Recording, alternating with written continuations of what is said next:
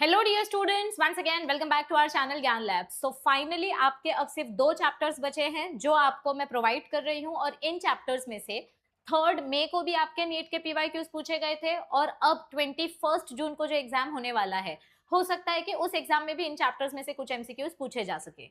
तो इन चैप्टर्स में से जो सबसे रिपीटेड क्वेश्चंस हैं वही मैं आज लेकर आई हूं, ताकि आप बार बार अगर सेम पैटर्न के क्वेश्चंस प्रैक्टिस करोगे तो आपको याद हो ही जाएगा कि ऐसे पैटर्न के क्वेश्चंस के आंसर कैसे हो सकते हैं और कैसे सॉल्व करना है।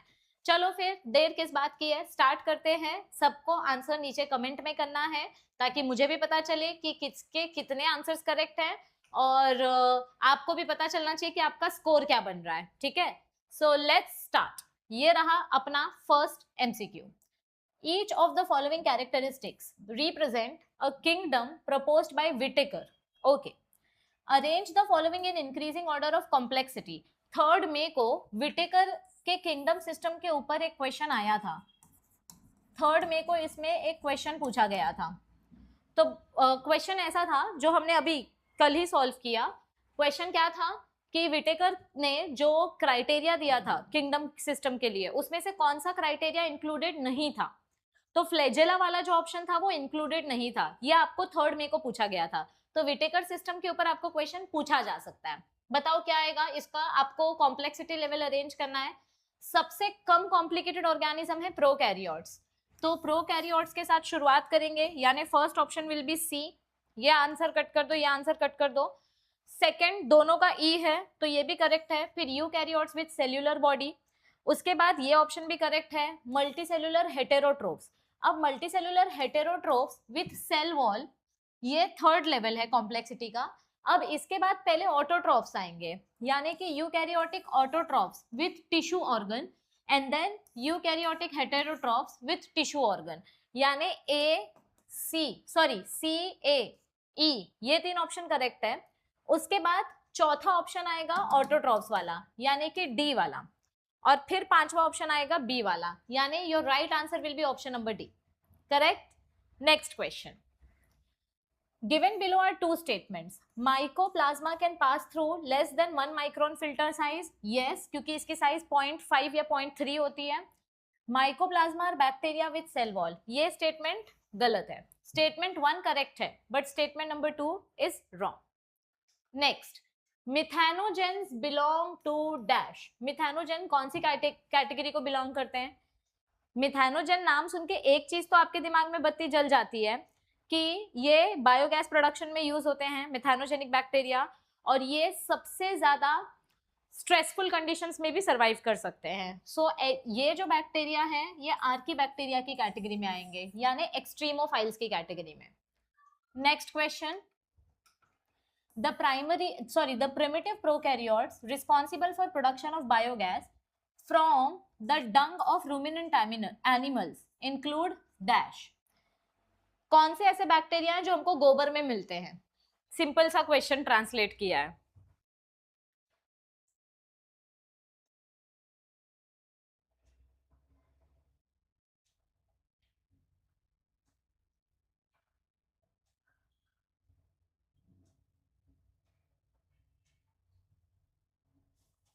यस, बताओ। The primitive prokaryotes responsible for production of biogas from the dung of ruminant animals, क्या आएंगे answer. Methanogens, because methane. Yes. Next, carbon का हाई सोर्स होता है।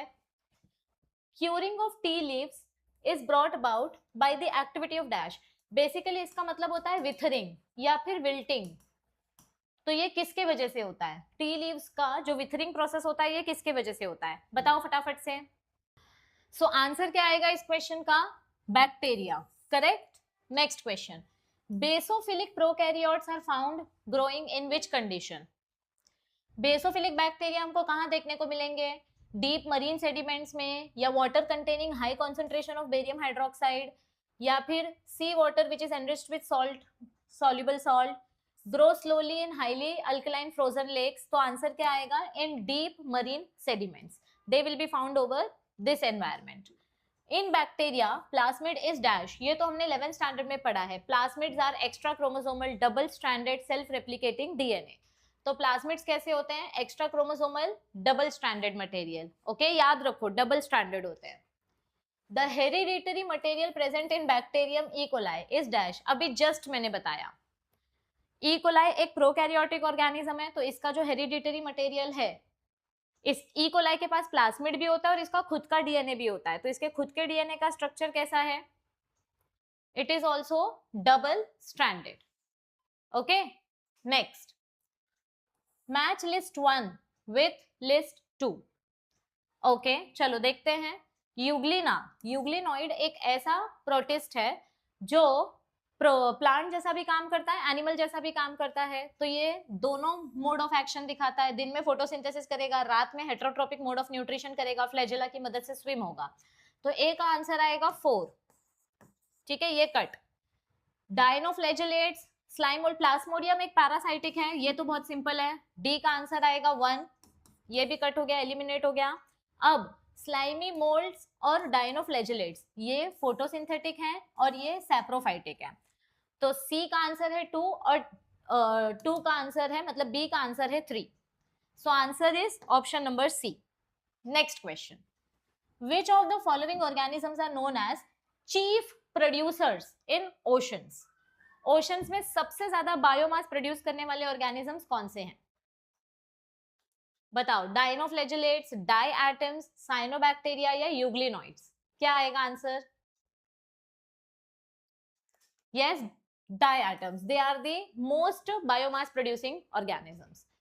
Which one of the following organism is not eukaryote? बताओ, कौन सा organism eukaryotic organism नहीं है, मतलब प्रोकैरियोट है?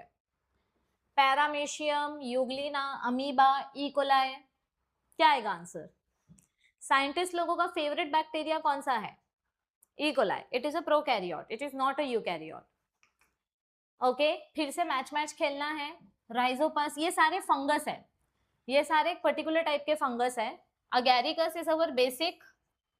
ठीक है, मशरूम, डी का आंसर 1 आएगा। तो या तो आपका आंसर ए है या तो डी है। क्या आएगा इसका answer? Option number A. Rhizopus is bread mould, black वाला फंगस जो ब्रेड के ऊपर लगता है। Then Ustilago is smut fungus and Puccinia is rust fungus. Okay, ये ऑप्शंस का पेयर याद रखो, आपको इससे related analogy type of questions भी पूछे जा सकते हैं। Which one of the following is not a criteria for classification of fungus? Fungus की स्टडी करते टाइम कौन कौन से क्राइटेरिया ध्यान में रखे जाते हैं और कौन सा क्राइटेरिया ध्यान में नहीं रखा जाता? वो माइसीलियम बना रहा है कि नहीं बना रहा है, ये इंपॉर्टेंट है। हाइफे है या विदाउट हाइफे है, that is important. Spore formation कैसा है, फ्रूटिंग बॉडी उसकी कैसी है, ये सब इंपॉर्टेंट है। लेकिन उसका मोड ऑफ न्यूट्रिशन यहाँ पर इंपॉर्टेंट नहीं है। फंगस का मोड ऑफ न्यूट्रिशन हम क्राइटेरिया में कंसिडर नहीं करते। Which among the following is not a prokaryote? बताओ, कौन सा ऑर्गेनिज्म है जो प्रोकैरियोट नहीं है? पहले क्या पूछा था? Which organism is not eukaryote? अब आपको पूछा है which organism is not a prokaryote? तो क्या आएगा? Saccharomyces, Mycobacterium, Nostoc, Oscillatoria? बताओ, Saccharomyces species is not a prokaryote, this is strictly a eukaryotic organism. ठीक है, next, single celled eukaryotes are included in dash category.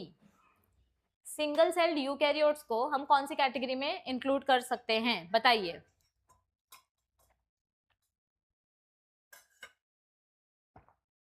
Yes, single celled eukaryotes are included in Protista, fungus, Archaea, Monera. Answer is Protista. Next, black rust of wheat is caused by dash.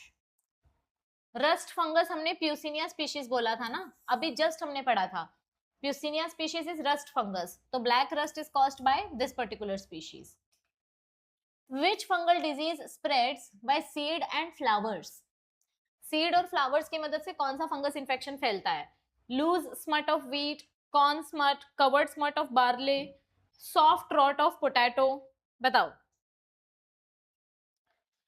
which fungal disease spreads by seed and flowers? Yes, the right answer is loose smut of wheat. These spread because of seeds and flowers, मतलब pollinating agents. Next, select the wrong statement. Cell wall is present in the member of fungus and plantae. Mushrooms belong to Basidiomycetes. Pseudopodia are locomotory and feeding structure in sporozoans. Mitochondria are the powerhouse of the cell. ये सही है, ये सही है, ये सही है. ये वाला statement wrong है. ठीक है, they are not the locomotory organs in sporozoans because they move through air. ये air से move होते हैं, चल के नहीं जाते हैं. Next, cell wall is absent in which particular option? Which organism does not possess cell wall? Mycoplasma, nostoc, aspergillus या फ्यूनेरिया? बताइए. सॉरी. हाँ, बताओ. Cell wall is absent in dash. क्या आएगा answer? It is absent in mycoplasma. Next, which one of the following living organisms completely lacks a cell wall?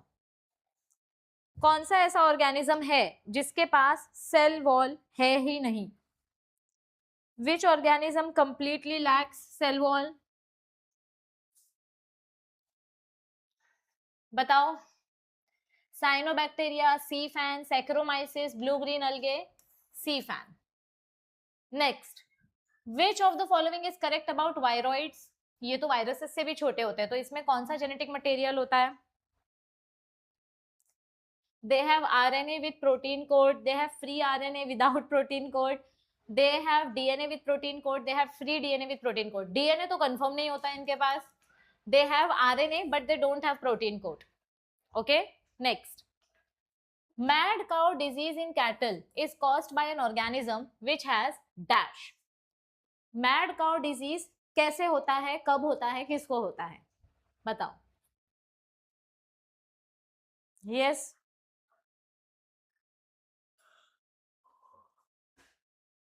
Mad cow disease is caused by an organism which has inert crystalline structure, abnormally folded protein, free RNA without protein. ये viroid disease है ना, abnormally folded protein हम बोल सकते हैं, मतलब they don't even have proper genetic material. Viruses have dash. Viroid से थोड़ा सा बड़ा स्ट्रक्चर है ये वायरसेस. तो वायरसेस में क्या प्रेजेंट होता है बताइए? They have DNA enclosed in a protein coat, prokaryotic nucleus, single chromosome, both DNA and RNA. क्या आएगा आंसर? बताओ. They have DNA within which is closed inside the protein coat, जिसको हम कैप्सिड प्रोटीन बोलते हैं. वायरस एनवेलप इज, अरे मैंने अभी आंसर बता दिया. चलो बताओ, अभी जस्ट मेरे मुंह से निकला आंसर कि वायरस की जो प्रोटीन लेयर होती है वो प्रोटीन लेयर को हम क्या बोलते हैं? बोलो.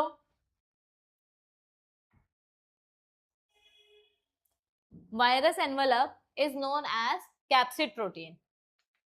नेक्स्ट, अरे टी ओ डाइनर, अच्छा ठीक है, यहाँ पे पता चल गया. टी ओ डाइनर ने क्या डिस्कवर किया था? फ्री इन्फेक्शियस आरएनए, यानी वायरॉइड्स के बारे में. ठीक है. ओके, तो आज हमने कुछ 25 क्वेश्चंस किए. अब इनमें से आपके कितने क्वेश्चंस करेक्ट थे ये आपको नीचे कमेंट करना है. ठीक है, वीडियो को लाइक कर दो, शेयर कर दो अपने फ्रेंड्स के साथ, चैनल को सब्सक्राइब कर दो. आपके लिए और एक चैप्टर बचा है, उसका भी मैं वीडियो दे दूंगी, तो आपके सारे चैप्टर्स की प्रैक्टिस कंप्लीट हो जाएगी और आप नीट 2026 के लिए रेडी हो जाओगे. Yes, all the best everybody. I hope सबने एडमिट कार्ड डाउनलोड कर लिया है.